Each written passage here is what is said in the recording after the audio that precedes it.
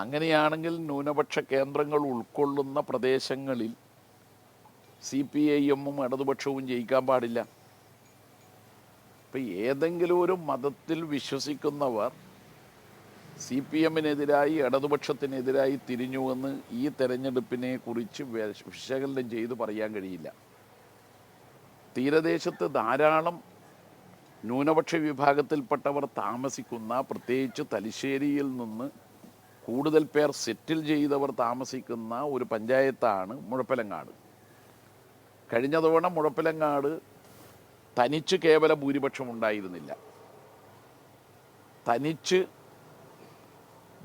ഭൂരിപക്ഷമുള്ള ഒരു മുന്നണിയായി മാത്രമാണ് മുഴപ്പിലങ്ങാട് അന്നുണ്ടായിരുന്നത്. ഇപ്പോൾ 17-ൽ 11 സീറ്റ് നേടി തനിച്ച് ഇടതുപക്ഷത്തിന് കേവല ഭൂരിപക്ഷം കിട്ടിയ പഞ്ചായത്തായി നിലവിലുണ്ടായിരുന്ന സീറ്റിനേക്കാൾ കൂടുതൽ സീറ്റും വോട്ടും നേടി അവിടെ വിജയിച്ചിട്ടുണ്ട്. അതൊരു ന്യൂനപക്ഷ മേഖല ഉൾക്കൊള്ളുന്നതാണ്. എന്നാൽ ന്യൂനപക്ഷ മേഖലയുള്ള ചില പ്രദേശങ്ങളിൽ ഇടതുപക്ഷം തോറ്റിട്ടുമുണ്ട്. അതുകൊണ്ട് ന്യൂനപക്ഷ മേഖല ആകെ ഇടതുപക്ഷത്തിനെതിരായി തിരിഞ്ഞു എന്ന് ഈ തെരഞ്ഞെടുപ്പിൽ പ്രാഥമികമായി പരിശോധിച്ചാൽ കാണാൻ കഴിയില്ല. നിയമസഭാ തെരഞ്ഞെടുപ്പ് വരുമ്പോൾ ഈ ഫലം LDFന് ഒരു ആഘാതമായി മാറാൻ സാധ്യതയുണ്ടോ? ജനങ്ങൾ ഇങ്ങനെ പ്രാദേശിക തലത്തിലൊക്കെ ഇങ്ങനെ പാർട്ടിക്കെതിരായ വോട്ടുകൾ വീഴുമ്പോൾ അത് നിയമസഭാ തെരഞ്ഞെടുപ്പിലും പ്രതിഫലിക്കാൻ സാധ്യതയില്ലേ? നിയമസഭാ തെരഞ്ഞെടുപ്പിൽ ഇത് ആവർത്തിക്കുമെന്നല്ല ഞങ്ങൾ കാണുന്നത്. നിയമസഭാ തെരഞ്ഞെടുപ്പിൽ കുറേ കൂടി കുറ്റമറ്റ രീതിയിൽ പാർട്ടിയും അതുപോലെ തന്നെ LDFും പ്രവർത്തിച്ചു കഴിഞ്ഞാൽ ഇതിനെ മറികടക്കാൻ കഴിയും. ഇതിനു മുമ്പും ചില തദ്ദേശ തെരഞ്ഞെടുപ്പ് വേളയിൽ ഇടതുപക്ഷത്തിന് തിരിച്ചടി ഉണ്ടായിട്ടുണ്ട്, ഇടതുപക്ഷത്തിന് വൻ മുന്നേറ്റവും ഉണ്ടായിട്ടുണ്ട്.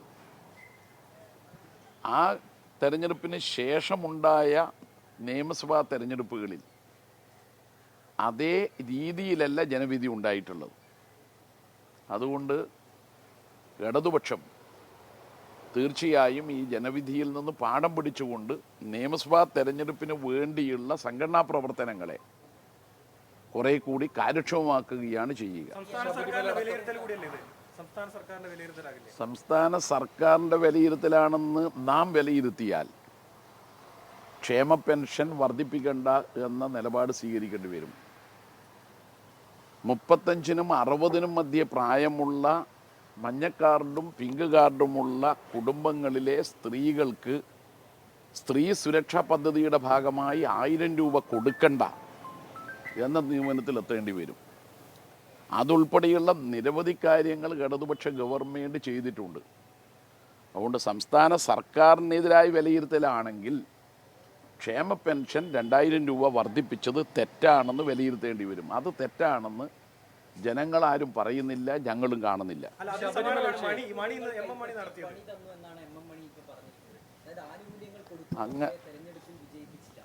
അങ്ങനെ പറയാൻ കഴിയില്ല. ആനുകൂല്യങ്ങൾ നൽകുന്നതും ജനങ്ങൾ വോട്ട് ചെയ്യുന്നതും തമ്മിലുള്ള പൊരുത്തമുണ്ടാകണമെങ്കിൽ ആനുകൂല്യങ്ങളെക്കുറിച്ചും ആനുകൂല്യങ്ങൾ നൽകുന്ന സർക്കാരിൻ്റെ പ്രവർത്തനങ്ങളെക്കുറിച്ചും ജനങ്ങളെ ബോധ്യപ്പെടുത്തണം.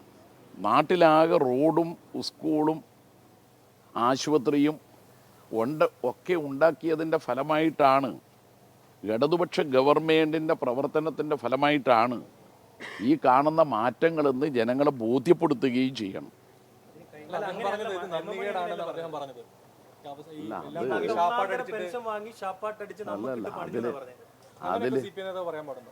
അതിൽ നമ്മൾ കാണേണ്ട പ്രശ്നം ഇതെല്ലാം ചെയ്തല്ലോ.